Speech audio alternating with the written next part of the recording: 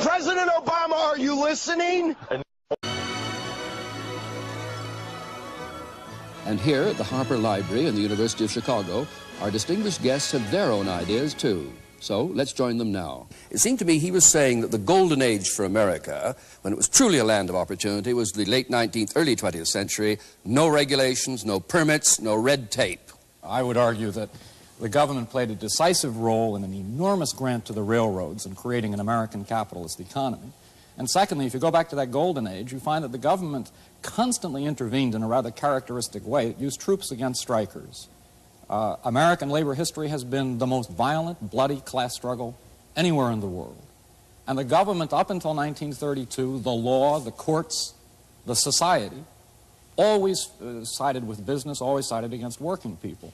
Therefore, I would argue that both economically and in terms of repressing the attempts of people to assert their freedom, government prior to the rise of the welfare state in this country was more or less owned by business. Milton Friedman.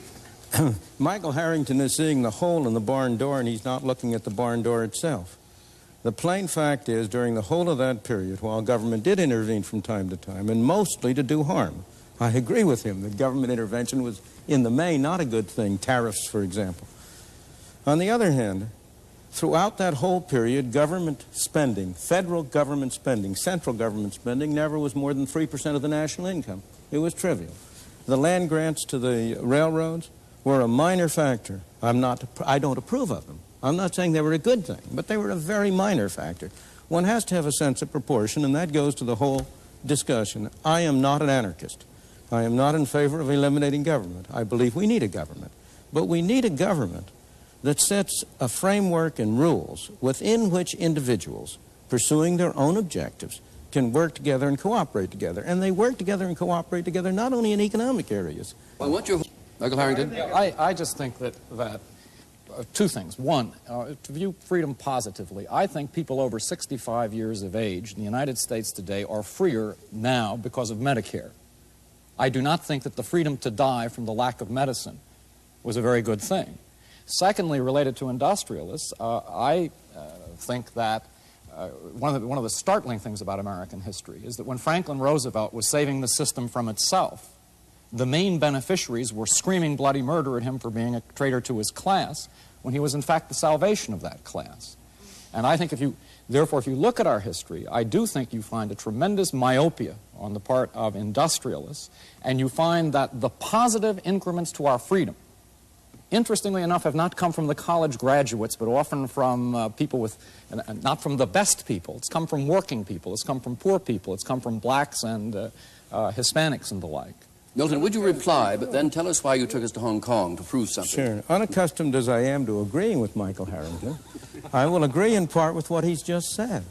I do not believe it's proper to put the situation in terms of industrialists versus government. On the contrary, one of the reasons why I am in favor of less government is because when you have more government, industrialists take it over. And the two together form a coalition against the ordinary worker and the ordinary consumer. I think business is a wonderful institution, provided it has to face competition in the marketplace, and it can't get away with something except by producing a better product at a lower cost. And that's why I don't want government to step in and help the business community. Now, I want to go to your question about Medicare.